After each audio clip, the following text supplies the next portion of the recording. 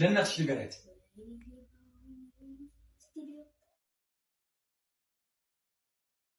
ወይኔ እናቴን ቀሚስ አወረደ። ሰውዬው ቀሚስሽ መኝታ ቤት አስቀምጪው፣ አትረብሽኝ በቃ።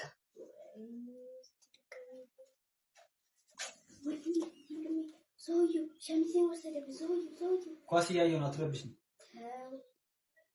ሂጂ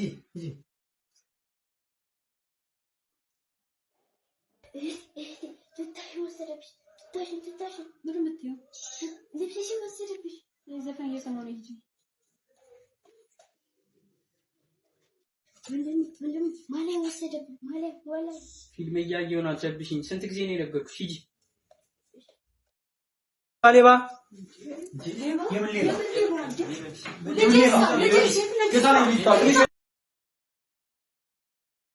ወይኔ ሸሚዜ፣ ወይኔ ማሌት፣ ሱሬስ፣ ወይኔ ቀሚሴ። ሌባ መጣ ብዬ ስነግራቸው አልሰማችሁም።